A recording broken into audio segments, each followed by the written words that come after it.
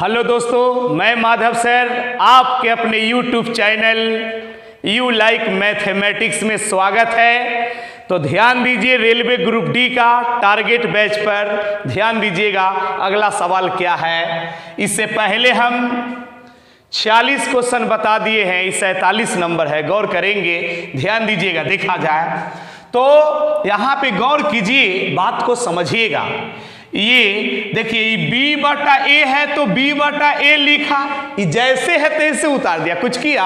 कुछ नहीं किया। देखते जाइए, कुछ नहीं किया। ध्यान दीजिएगा, देखा जाए। अब यहाँ पे 25 है, 2 अंक के बाद दशमलव है, तो 2 अंक के बाद दशमलव हटता है ना, तब बट्टा में 2 गो 0। 2 अंक के बाद दशमलव हटता है, तब बट्टा में 2 गो 0 लिखाएगा। अब ध्यान दीजिएगा, यहाँ पे 25 के 25 एक बार में 25 चौका 100 ऐसे कट जाएगा ना। चलिए ध्यान दीजिएगा, तो यहाँ पे b और यहाँ पे a, b बटा a और यहाँ पे 1 और बट्टा में क्या है 4 है। हम एक दिन बताए हैं कि भिन्न के बट्टा के रूप में है, यानी भिन्न के रूप में है। जब कोई भी भिन्न के पावर कुछ न हो, जब कोई भी भिन्न के पावर कुछ नहीं, ये भिन्न के पावर कुछ है, कुछ नहीं है, तो कोई भी भिन्न के पावर कुछ नहीं तो सामने बराबर सामने। जब कोई भी भिन्न के पावर कुछ नहीं तो सामने बराबर सामने। ध्यान दीजिएगा, यानी b का वैल्यू 1 होगा और a का वैल्यू 4 होगा। तो जहां जहां a है वहां वहां 4 बैठाएंगे और जहां जहां b है वहां वहां 1 बैठाएंगे। तो ध्यान दीजिएगा, तो यहाँ पे 2 और a के जगह पर, a के जगह पर क्या रखेंगे 4, और यहाँ पे b के जगह पर, b के जगह पर 1 रखेंगे। जहां जहां b है वहां वहां 1, जहां जहां a है वहां वहां 4। ध्यान दीजिएगा, तो a के जगह पर 4 रखेंगे, b के जगह पर 1, और 2/9 है तो 2/9। अब ध्यान दीजिए, 4 दूनी 8, 8 में से 1 घटेगा 7। अब यहाँ पे 4 दूनी 8 है 1, 9। अब यहाँ पे 2 और बट्टा में 9। नीचे दोनों सेम है, निचल का सेम रहता है भिन्न के जोड़ में, तो ऊपर जुड़ जाएगा। 7 दूनी 9 और 9 9 का एलसीएम 9, तो कट के क्या होगा, एक आंसर हो जाएगा। स्क्रीनशॉट ले लीजिए। तो ध्यान दीजिएगा, इस पर गौर करेंगे, बात को समझने की कोशिश कीजिए। देखिएगा तो क्वेश्चन क्या है, बहुत अच्छा क्वेश्चन है, इसको देखिए आप लोग ध्यान से, देखते जाइए। एक शहर में टेलीफोन कॉल की प्रथम 100 कॉल के लिए 30 पैसा प्रति कॉल। जैसे एगो शहर का नियम है, कोई शहर है, कोई शहर, उस शहर का नियम है कि प्रथम 100 कॉल का पैसा, प्रथम 100 कॉल 30 पैसे प्रति कॉल लगता है। बात समझ रहे हैं ना, मतलब शुरू के 100 गो कॉल, प्रथम 100 कॉल का 30 पैसे। एक कॉल का पैसा कितना है 30 पैसा, तो 2 कॉल का 60 पैसा, यानी शुरू के 100 कॉल का 30 पैसे से लगता है। और उसके अगले, उस 100 कॉल के आगे अगला 100 कॉल का 25 पैसे प्रति कॉल लगता है। मतलब एक कॉल का 25 पैसा, उस 100 के अगला 100 कॉल का। बात समझ रहे हैं ना, ध्यान दीजिएगा, देखा जाए। और 200 से अधिक चाहे जितना कॉल कीजिए, 200 से जितना अधिक कॉल कीजिए, प्रत्येक कॉल पर 20 पैसा लगता है, 20 पैसे प्रति कॉल। तब बताइए कि एक आदमी 50 रुपया में कै कॉल फोन करेगा। इसी शर्त पर, जैसे इसी शर्त पर अगर कॉल करेगा तो 50 रुपया में कै गो कॉल करेगा। जैसे कोई एसटीडी में जाता है, एसटीडी, अब तो एसटीडी थोड़ा बहुत कम दिखाई दे रहा है यहाँ पे, ध्यान दीजिएगा। एसटीडी में गया तो एसटीडी वाला बोलता है कि ठीक है, पहले नियम कानून समझ लीजिए, नियम कानून पहले समझिए तब बात कीजिए। शुरू के 100 कॉल 30 पैसे प्रति कॉल के रेट से लगेगा, मतलब एक कॉल का 30 पैसा, दूसरे कॉल का 60 पैसा, और उसके अगले 100 कॉल का 25 पैसे प्रति कॉल लगेगा। और 200 से ऊपर जितना कॉल कीजिए 20 पैसे प्रति कॉल लगेगा। तब बताओ कि 50 रुपया में कै कॉल बात होगा, 50 रुपया में कितना कॉल बात होगा। समझ गए बात को, क्वेश्चन समझ गए होंगे। तो ध्यान दीजिएगा, यहाँ पे देखिएगा, तो देखिए एक शहर में टेलीफोन कॉल की संख्या प्रथम 100 कॉल के लिए, तो ध्यान दीजिएगा, प्रथम 100 कॉल, ध्यान दीजिएगा, प्रथम 100 कॉल, कॉलो हो जाएगा, प्रथम 100 कॉल में दिए रुपए, प्रथम 100 कॉल में प्रथम 100 कॉल में दिया गया राशि, यही ना हो जाएगा। ध्यान दीजिएगा, प्रथम 100 कॉल में दिया गया राशि कितना होगा। देखिए, एक कॉल का पैसा है 30 पैसा।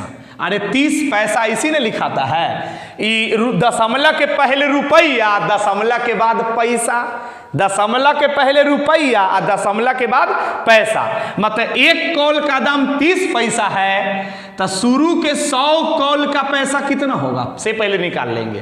प्रथम 100 कॉल का, तो ध्यान दीजिए दशमलव के बाद पैसा, दशमलव के पहले रुपया, तो शुरू के 100 कॉल का 30 पैसे कॉल लगता है। एक कॉल का 30 पैसा, तो 2 कॉल का तो 2 से गुना, 3 कॉल का तो 3, तो 100 कॉल का तो 100 से गुना करेंगे। तो ध्यान दीजिएगा, देखा जाए तो यहाँ पे, नहीं तो आप ऐसे भी समझ सकते हैं कि पैसा को रुपया में लाने के लिए, जैसे 30 पैसा है ना, तो पैसा को रुपया में लाने के लिए 100 से भागा दे देते हैं, तो अभी रुपया में आ गया, इसे भी समझ सकते हैं। और नहीं तो आप ऐसे भी समझ सकते हैं कि ये जो है, ध्यान दीजिएगा, देखा जाए ये जो है 30 पैसा है, पैसा है, तो यहाँ पे 30 2 अंक के बाद दशमलव हटेगा तो बटा में 100, तो बतवा वही है कि पैसा को रुपया में लाने के लिए 100 से भागा, और गुने यहाँ पे 100 से 100 कर जाएगा, यानी शुरू के 100 कॉल का कै रुपया होगा, ताकि पैसा को रुपया में ले आए हैं, दशमलव हटा दिए तो रुपया में आ गया, तो शुरू के 100 कॉल का 30 रुपया होगा, नहीं होगा, प्रथम 100 कॉल का 30 रुपया होगा। चलिए ध्यान दीजिएगा, और टोटल 50 रुपया में कै कॉल बात करेगा, तो 100 कॉल 30 रुपया में करेगा। तो ध्यान दीजिएगा, देखा जाए तो यहाँ पे 50 रुपया में से 30 रुपया तो 100 कॉल में खत्म हो जाएगा, तो शेष राशि कितना बचेगा। शेष राशि टोटल 50 रुपया का बात करना है, यही जानना है कि 50 रुपया में कै कॉल, तो 30 रुपया में तो 100 कॉल इधर हो गया, 100 कॉल हो गया 30 रुपया में, तो 30 रुपया घटा देंगे तो अब बचा कै रुपया, 20 रुपया। तो अब 20 रुपया में 100 कॉल, 30 रुपया में 100 कॉल हो गया है, तो अब 20 गो रुपया बचा, तो अब ये 20 रुपया में कै गो कॉल करेगा, यही जानना है। ध्यान दीजिएगा, तो यहाँ पे चूंकि आगे, अब आगे नियम क्या है, चूंकि आगे अब नियम क्या है कि 25 पैसे प्रति कॉल, मतलब 25 पैसा एक कॉल का लगता है, बात समझ रहे हैं ना। आगे ध्यान दीजिएगा, देखा जाए 25 पैसा एक कॉल का लगता है, तो ध्यान दीजिएगा 25 पैसा, ध्यान दीजिएगा, चूंकि आगे 25 पैसा में एक कॉल होता है, 25 पैसा में एक कॉल होता है ना, 25 पैसा में एक कॉल होता है, चूंकि आगे 25 पैसा में एक कॉल होता है, इसीलिए 25 पैसा में एक कॉल, तो एक पैसा में एक नियम से निकाल लेंगे, एक पैसा में 1/25 कॉल, एक नियम जानते हैं ना। 25 पैसा में एक कॉल, तो एक पैसा में 1/25 कॉल, 1/25 कॉल ये कॉल हो जाएगा, 1/25 कॉल, 25 पैसा में एक कॉल, तो एक पैसा में 1/25 कॉल, तो एक पैसा में इतना कॉल, तो अब हमारे पास पैसा कितना बचा हुआ है, 20 रुपया, 20 रुपया ना बचा हुआ है। 20 रुपया में कै कॉल होगा, ताकि 30 रुपया तक खत्म हो गया 100 कॉल करने में, तो 20 रुपया ने शेष पैसा बचा हुआ है, तो ये रुपया है, 20 गो रुपया है, तो रुपया को पैसा में लाने के लिए 100 से गुना करना पड़ता है। रुपया को पैसा में लाने के लिए 100 से गुना कर देते हैं ना, तो अभी पैसा में आ गया। ध्यान दीजिएगा, 1 रुपया में 100 पैसा होता है, 1 रुपया में 100 पैसा होता है, तो 2 रुपया में 200 पैसा होगा, तो 20 रुपया में 20 गुने 100 पैसा होगा, तो एक पैसा में इतना कॉल, तो टोटल 20 रुपया है, तो 20 रुपया का मतलब इतना पैसा है, तो इतना पैसा में कितना कॉल होगा, तो 1/25, जितना का निकालना रहता है ना, 20 रुपया में इतना पैसा होगा, जितना का निकालना है उतना से गुना, तो 20 गुने 100 इतना का निकालना है, इससे गुना। तो ध्यान दीजिएगा, यहाँ पे 25 चौका 100, 25 चौका 100, तो 20 चौका 80, यानी 80 कॉल होगा। बात समझ रहे हैं ना, यानी इधर जो 20 रुपया बचा हुआ है, 20 रुपया में 80 कॉल होगा, और 30 रुपया में 100 कॉल, तो टोटल कितना कॉल होगा 150 रुपया में। तो ध्यान दीजिएगा, हम लिखेंगे अतः 150 में नहीं, अतः 50 रुपया में कुल कॉल, 50 रुपया में कुल कॉल कितना हो जाएगा, ध्यान दीजिएगा 100 कॉल और फिर इधर 80 कॉल, यानी टोटल 180 कॉल हो जाएगा। बात समझ रहे हैं ना, टोटल 180 कॉल हो जाएगा, यही आंसर हो जाएगा। यानी 50 रुपया में टोटल 180 कॉल होगा, ताकि 30 रुपया में इधर 100 कॉल था और फिर 20 रुपया में इधर 80 कॉल हो गया, तो टोटल 180 कॉल हो गया ना। कै रुपया में? 50 रुपया में। यही तो पूछा है कि 50 रुपया में कै कॉल, तो 180 कॉल। स्क्रीनशॉट लीजिए, ध्यान दीजिएगा, इस सवाल को समझेंगे, गौर करेंगे, बात को समझने की कोशिश करेंगे। देखिए आप, देखिए क्वेश्चन बहुत अच्छा है, देखेंगे। ये बड़ा यूनिक सवाल है, ये निश्चित पूछता है, श्योर पूछने का संभावना ज्यादा चांस है कि पूछेगा ही। ध्यान दीजिएगा, देखा जाए, पहले क्वेश्चन को समझिए। यदि किसी संख्या को, यदि किसी संख्या को, संख्या मालूम नहीं है, यदि किसी संख्या को, किसी संख्या को, यदि किसी संख्या को 133 से विभाजित किया जाता है तो शेष 21 बचता है। यदि उसी संख्या को, उसी संख्या को, उसी संख्या को 19 से विभाजित किया जाए तो शेष क्या बचेगा? बात को समझिएगा, देखिए, ध्यान दीजिएगा।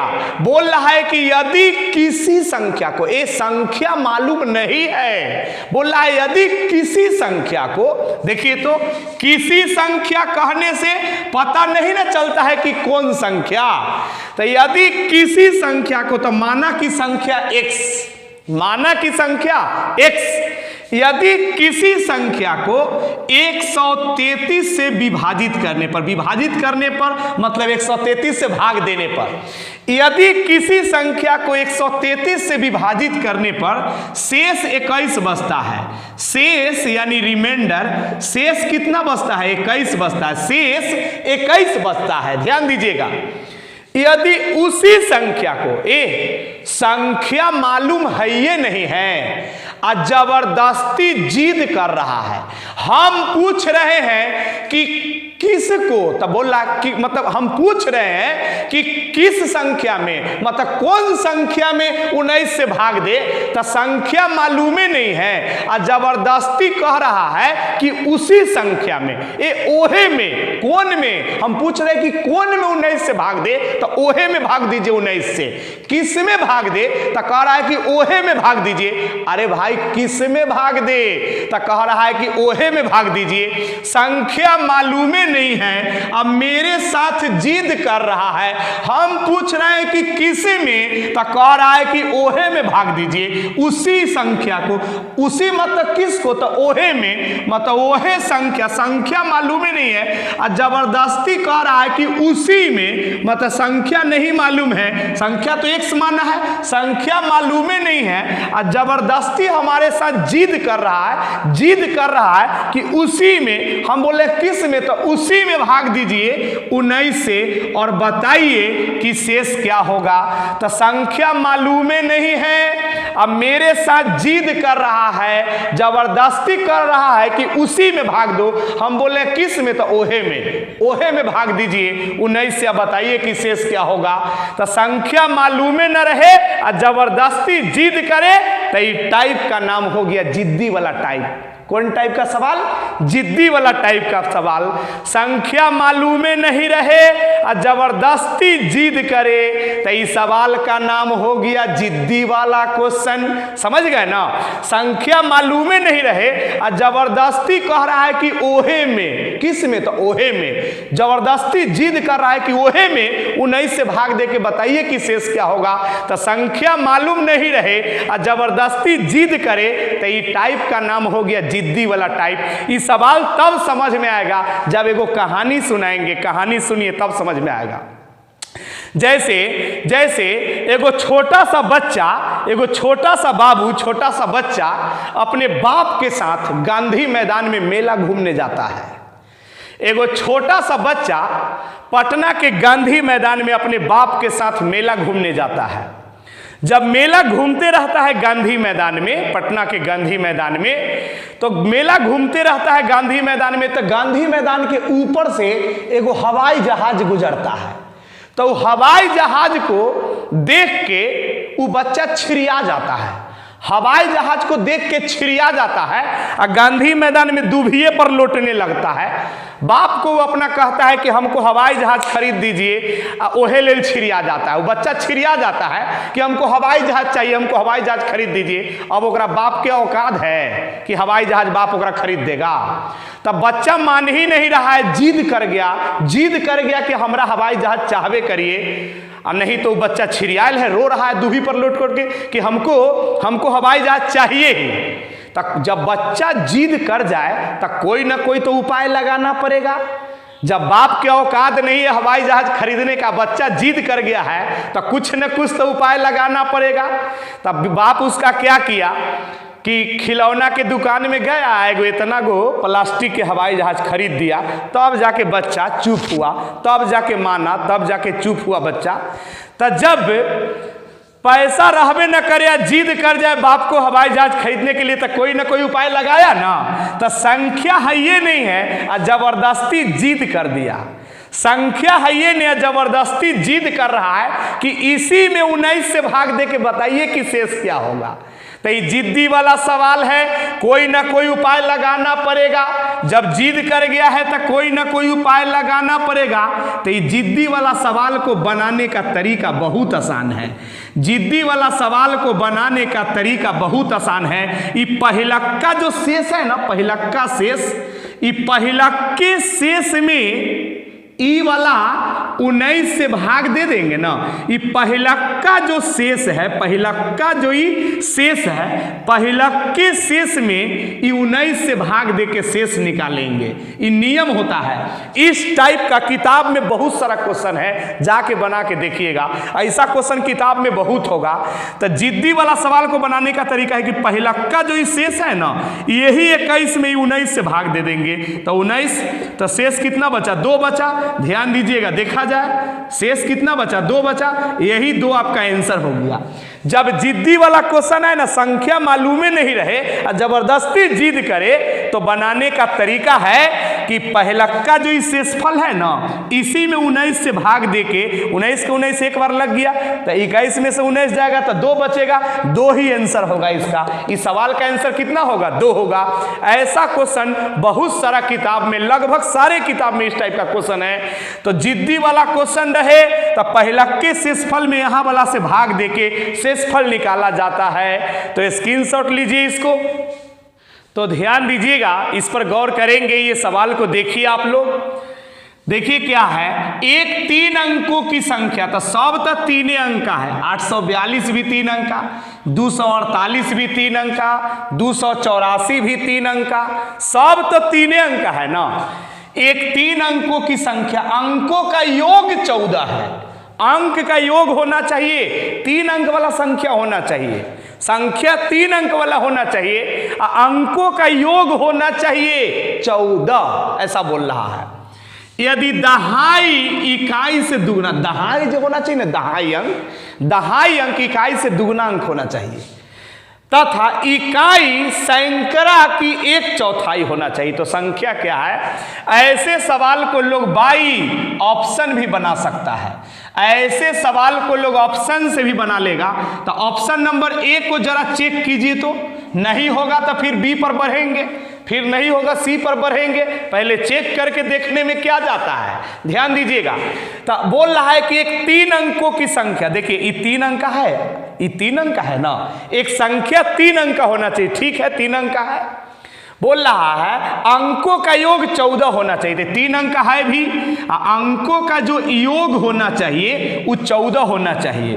तो अंकों का योग 8 × 4 12 और 2 14, हाँ अंकों का योग 14 है। तो 3 अंक का होना चाहिए। अंक सबको जोड़ने से अंकों का योग 14 होना चाहिए, योग 14 होना चाहिए। यदि दहाई इकाई से दुगना होना चाहिए, देखिए दहाई जो है ना, दहाई इकाई से दुगना होना चाहिए। तो देखिए इकाई अंक से दहाई अंक दुगना है, ये 2 है तो ये 4 है। दहाई, देखो दहाई इकाई से दुगना होना चाहिए।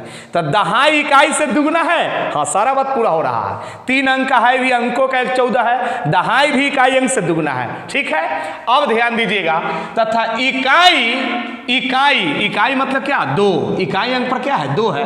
इकाई सैकड़ा की 1/4 होना चाहिए। तो इकाई दहाई सैकड़ा, सैकड़ा कितना है, 8 है। सैकड़ा पर क्या, इकाई दहाई सैकड़ा पर 8 है। तो इकाई सैकड़ा की 1/4, सैकड़ा की मतलब गुना, इकाई जो होना चाहिए, इकाई पर क्या है, 2 है। इकाई सैकड़ा की 1/4 होना चाहिए। तो सैकड़ा की 1/4 के बराबर है 4 दूनी 8। हाँ, इकाई अंक जो है सैकड़ा के 1/4 के बराबर होना चाहिए। इकाई सैकड़ा की 1/4, तो इकाई अंक 2 सैकड़ा की 1/4 के बराबर है ना। इस सारा बात को पूरा कर रहा है ऑप्शन नंबर ए, इसीलिए मेरा आंसर होगा ऑप्शन नंबर ए। समझ गए ना बात को।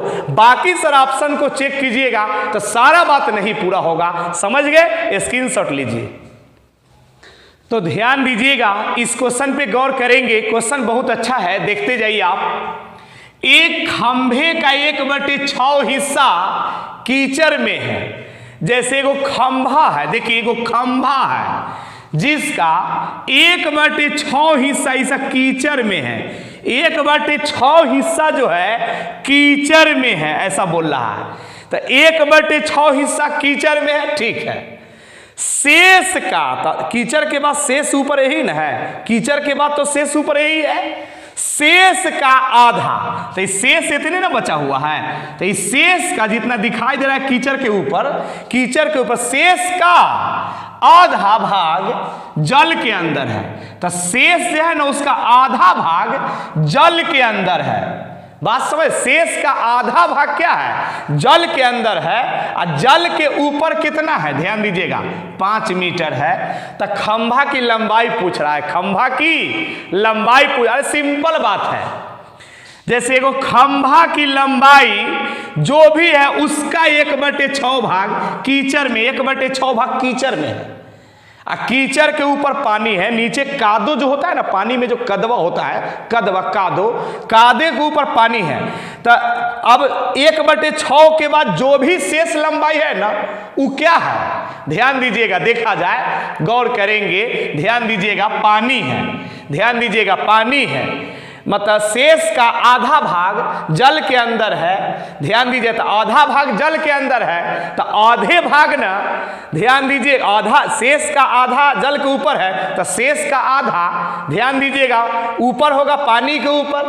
तो जल के अंदर है 5 मीटर, 5 मीटर जल के ऊपर है, 5 मीटर जो है ना जल के ऊपर है। तो खंभे की लंबाई क्या है, देखिए ना, समझ में आ जाएगा।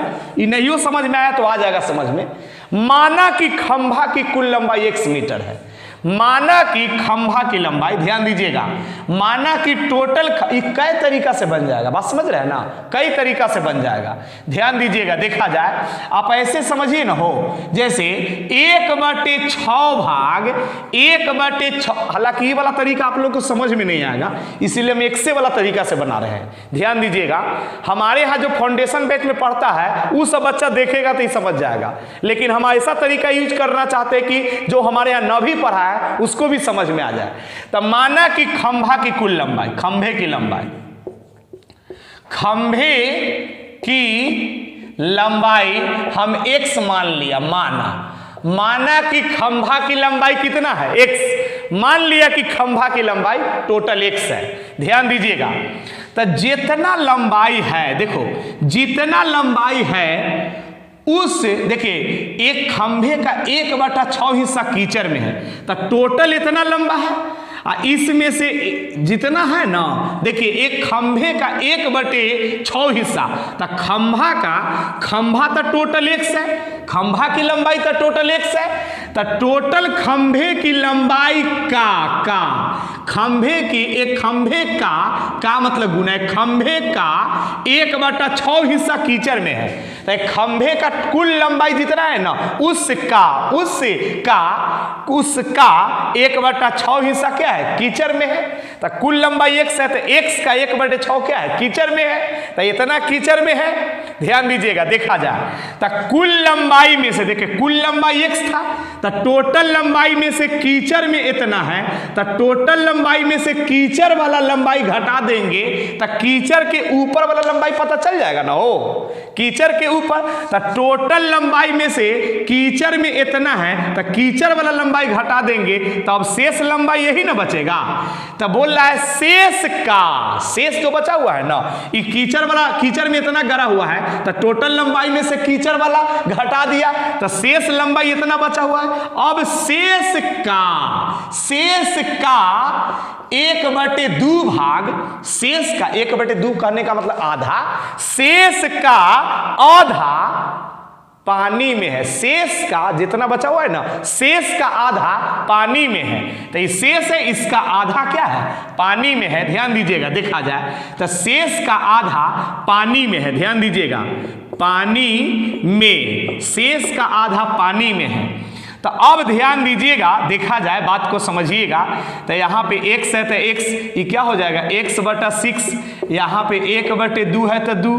ध्यान दीजिएगा, यहाँ पे 6x में से 1x घटेगा तो 5x/6, और यहाँ पे 1/2। तो यहाँ पे कैलकुलेशन करेंगे तो 5x और 6 दूनी 12। तो इतना कौन चीज में है, पानी में है। बात को समझिएगा, शेष का आधा पानी में है, शेष का आधा भाग पानी में है। तो जितना भाग पानी में है ना, देखो शेष का आधा भाग पानी में है तो शेष का आधा पानी में है तो शेष का आधा जल के ऊपर होगा। नहीं समझे, पानी के ऊपर होगा, जल के ऊपर होगा। ध्यान दीजिएगा, देखा जाए, जैसे कहने का मतलब है कि ये खंभा की टोटल लंबाई हो गई, मार्कर जो है खंभा की टोटल लंबाई है। तो ये कुल लंबाई में से इतना, ये काला वाला जो है ना कीचड़ में गड़ा हुआ है, तो इतना कीचड़ में गड़ा हुआ है तो शेष लंबाई तो यह ना बच गया जो उजला वाला दिखाई दे रहा है। तो इस शेष में से आधा, शेष में से आधा पानी में है। तो जितना पानी में है उतने ना पानी के ऊपर होगा। नहीं समझे बात को, शेष ये काला वाला कीचड़ में है तो काला के बाद शेष तो यही ना बच जाएगा, उजला वाला। तो शेष का आधा पानी में है तो आधा ना पानी के ऊपर, यानी जितना पानी में होगा ना उतने पानी के ऊपर हो जाएगा। बात समझे ना। तो ध्यान दीजिएगा, यानी शेष का आधा पानी में है तो इतने पानी में है और इतने पानी के ऊपर होगा, ताकि इतने पानी में है, इतने पानी में है, इतने पानी का शेष जो है ना उजला वाला, काला कीचड़ वाला के बाद ये जो शेष बचता है उसका आधा पानी में है, आधा पानी के ऊपर। तो जितना पानी में है ना उतने पानी के ऊपर है। तो पानी में इतने न है, तो ध्यान दीजिएगा, देखा जाए तो पानी में है 5x/12, लेकिन सॉरी पानी में इतने हैं तो पानी में जितना है ना उतने पानी के ऊपर है। तो इतना पानी के ऊपर है, लेकिन पानी के ऊपर कितना है, 5 मीटर है। इतने पानी के ऊपर है, लेकिन पानी के ऊपर इतना, जितना पानी में है ना उतने पानी के ऊपर है। तो पानी के ऊपर इतना है, लेकिन पानी के ऊपर 5 मीटर है, 5 मीटर है। तो 5 से 5 कट जाएगा तो यहाँ पे x बराबर क्या हो जाएगा, 12। x हम माना है, x माना है, ध्यान दीजिएगा, खंभे की लंबाई, यानी खंभे की लंबाई 12 मीटर है। स्क्रीनशॉट लीजिए, उतार लीजिए। अगर मेरा वीडियो अच्छा लग रहा है तो प्लीज लाइक सब्सक्राइब करें, दोस्तों में भी शेयर करें।